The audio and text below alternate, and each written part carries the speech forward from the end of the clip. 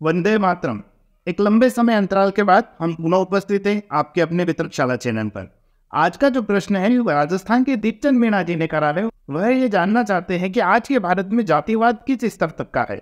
सबसे पहले तो जो लोग इस वीडियो को देख रहे हैं उनसे निवेदन करूंगा कि बात को समझने के लिए उसे पूरा सुनिएगा, इसलिए वीडियो को पूरा देखें, चैनल को सब्सक्राइब करें और बात सही और पसंद आए तो उसे लोगों तक शेयर भी करें। अब आते हैं विषय पर। अगर मैं आपको ये कहूँ कि भारत में जातिवाद अब आधे प्रतिशत से भी कम है तो शायद आप इस बात पर हंसेंगे या मुझे कोसने लगेंगे, लेकिन ये वास्तविकता है। इसे डिटेल में समझते हैं कैसे। देखिए, हमने बचपन से जो बातें जातिवाद के बारे में सुनी है वह है जातिवाद का औपचारिक व्यवहार। औपचारिक व्यवहार अर्थात ये बताया जाता था कि राजपूत और ब्राह्मण समाज ने मिलकर स्वयं को ऊंचा रखा और अन्य जाति को नीचे की श्रेणी में रखा गया और उनके लिए कुछ इस प्रकार के नियम बनाए गए थे कि वे सार्वजनिक कुओं से पानी नहीं पी सकते, राजपूत या ब्राह्मण समाज के व्यक्तियों के सामने खाट या कुर्सी पर नहीं बैठ सकते। यहाँ तक कि राजपूत और ब्राह्मण समाज के व्यक्तियों के घरों के आगे से अगर कोई तथाकथित दलित समाज का व्यक्ति उसके घर के सामने से गुजरता था तो उसे चप्पल पहनने की भी अनुमति नहीं थी। जातिवाद का यह औपचारिक व्यवहार भी भारत में ब्रिटिश कंपनी शासन के बाद ही भारत में आया और आज के समय भारत में 99.99% तक ये खत्म हो चुका है।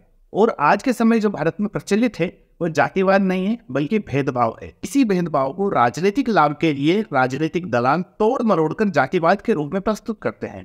अब आप सोच रहे होंगे कि जातिवाद और भेदभाव में अंतर क्या है। तो जातिवाद के लिए जो सिग्निफिकेंट माइंड सेट किया गया था वो यह था कि ब्राह्मण और राजपूत वर्सेस अन्य सभी निम्न जातियां। लेकिन भेदभाव जो है वह इससे बिल्कुल अलग है। आपकी भी जानकारी में होगा कि भारत में अब संवैधानिक रूप से 4 वर्गों में जातियों को बांट दिया गया है, एसटी, एससी, ओबीसी और जनरल। लेकिन ग्राउंड लेवल पर आकर इसे भी देखते हैं तो इसमें कुछ एक अलग ही चीज नजर आती है। अधिकांश एससी वर्ग वाले लोग एसटी वर्ग वाले लोगों को अपने से निम्न स्तर के वर्ग में मानते हैं, वहीं ओबीसी वर्ग वाले लोग एसटी और एससी दोनों को निम्न वर्ग में रखते हैं और अधिकांश जनरल अर्थात सामान्य वर्ग वाले लोग एसटी, एससी और ओबीसी को तीनों को ही निम्न वर्ग में समझते हैं। अब यह विवाद यहीं खत्म नहीं होता है। मध्य प्रदेश के झाबुआ से संबंधित और राजस्थान के उदयपुर और सिरोही से संबंधित जनजातियों से मैंने कई बार बात करी और मैंने ये समझा तो उनका यह मानना है कि जिन्हें आज एसटी वर्ग में रखा गया है उनका संबंध तो निषादों के वंशज से है और हमारी जंगलों में पहाड़ों क्षेत्रों में अपनी एक राजसी व्यवस्था शासन प्रणाली रही है। हमारा संबंध राज दरबारों से रहा है, हमने राजाओं के साथ कई युद्ध लड़े हैं, हम कई राज दरबारों का हिस्सा रहे हैं और ऋग्वेद में भी अपने अलग अस्तित्व होने की बात करते हैं। अगर आपको अभी इस बात की ओर अति गहराई में ले जाऊं तो आपको पता चलेगा कि इसी वर्ग के ही दो लोग जैसे कि एक रेगर और एक हरिजन समाज में दोनों व्यक्ति अपने आप को एक दूसरे की तुलना में अधिक ऊंचा मानते हैं और कई जगह एक दूसरे के साथ सामाजिक भेदभाव भी रखते हैं। ऐसा नहीं है कि ये केवल एससी वर्ग में ही है। अगर सामान्य वर्ग की भी बात करें तो तथाकथित यथार्थ राजपूत रावणा राजपूतों को अपने से निम्न वर्ग की श्रेणी में मानते हैं और उनके साथ उसी व्यवहार को निभाते हैं। और तथाकथित यथार्थ राजपूतों द्वारा रावणा राजपूतों को इतना निम्न माना जाता है कि उसकी परिभाषा तो मैं यहाँ पर सार्वजनिक भी नहीं कर सकता।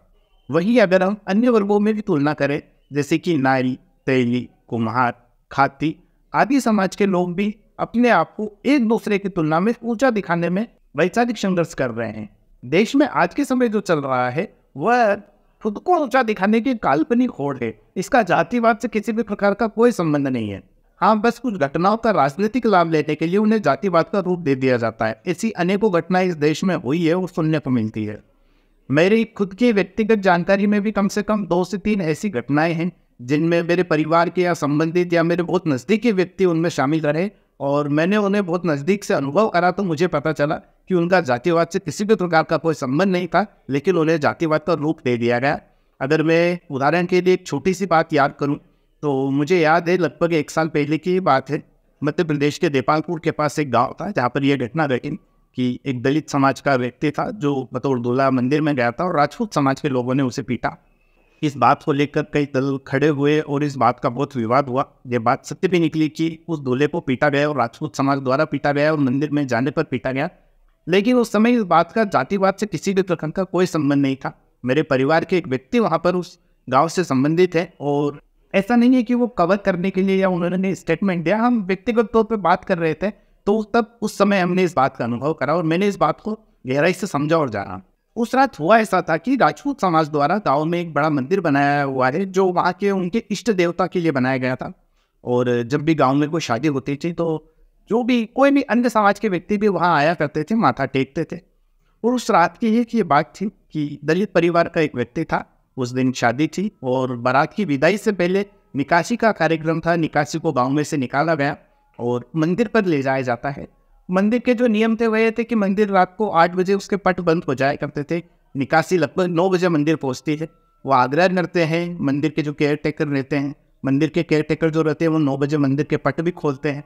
मंदिर के बाहर भी ये बोर्ड लगा था कि मंदिर में जूते पहनकर प्रवेश करना मना है, वह शराब पीकर अंदर आना मना है। लेकिन दुर्भाग्यवश उस समय बारात में कुछ लोग थे जिन्होंने शराब पी रखी थी और कई लोग जूते पहन के मंदिर में अंदर घुस गए थे।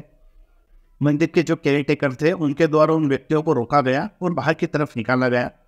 उन्होंने हालांकि शराब पी रखी थी, उनको बाहर खदेड़ा गया, तो उसकी वजह से उनमें थोड़ा सा आक्रोश का भाव पैदा हुआ और उनके दोनों के बीच में विवाद खड़ा हुआ। दोनों तरफ के सभी लोग इकट्ठे हुए, गुट बना, मंदिर के पट बंद किए गए और वहाँ पर हाथापाई हुई।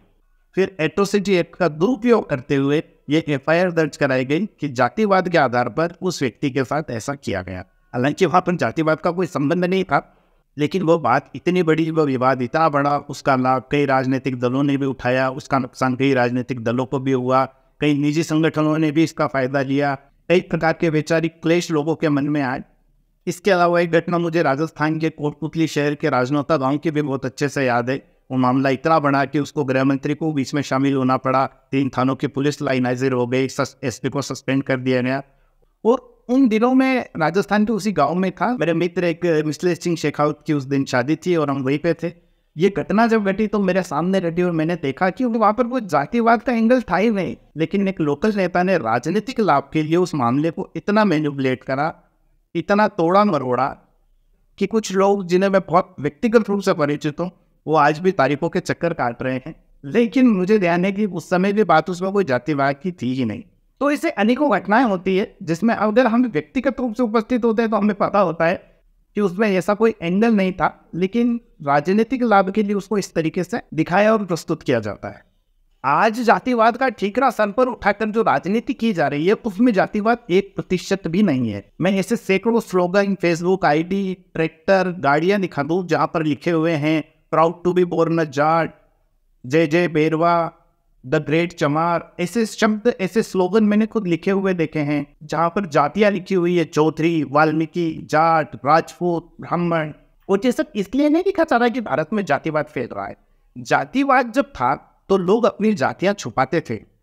आज लोग अपनी जाति को छाती ठोक कर लिख कर बताते हैं, चिल्ला कर बताते हैं कि हम किस जाति से हैं, अपने आप को ऊंचा दिखाने की होड़ में है। जातिवाद और भेदभाव में जो अंतर है ना, वो मूल अंतर यही है। एक समय था जब लोग किसी अनजान गांव में जाया करते थे और पानी पिया करते थे तो पहले जात पूछा करते थे, वो जातिवाद था। आज के समय लोग ऐसा नहीं करते हैं। आज आप किसी भी ठेले पर खड़े होकर पताशे खाते हैं, किसी होटल में खाना खाते हैं, किसी यहाँ पे चाउमीन खा रहे हैं, आप जो फास्ट फूड खा रहे हैं, आइसक्रीम खा रहे हैं, सब कुछ खरीद रहे हैं, बेच रहे हैं, खा रहे हैं, रोड पर, ठेलों पर, ढाबों पर। आपने आज तक कभी जाति पूछ के किसी से नहीं खाया है। तो आज की जो होड़ लगी है ना, वो जातिवाद की नहीं है, वो भेदभाव की है। और ये जो मामले आज भी उठकर जातिवाद के आते हैं, ये केवल राजनीतिक षड्यंत्रों के तहत तोड़ मरोड़ के पेश किए जाते हैं, जिसके बाद हमें जातिवाद में नजर आते हैं। बस यही स्थिति है देश में जाति और जातिवाद की। आप भी इसे समझिए, लोगों को भी इसे समझाइए। बात और वीडियो सही लगा हो तो शेयर करें, कोई त्रुटि हो तो साझा करें, हम इस पर चर्चा करेंगे। आप चैनल को सब्सक्राइब कीजिए, वीडियो को शेयर कीजिए और कोशिश कीजिए कि एक नए व्यक्ति को हम इस चैनल के साथ, वितर्कशाला परिवार के साथ जोड़ सके। धन्यवाद।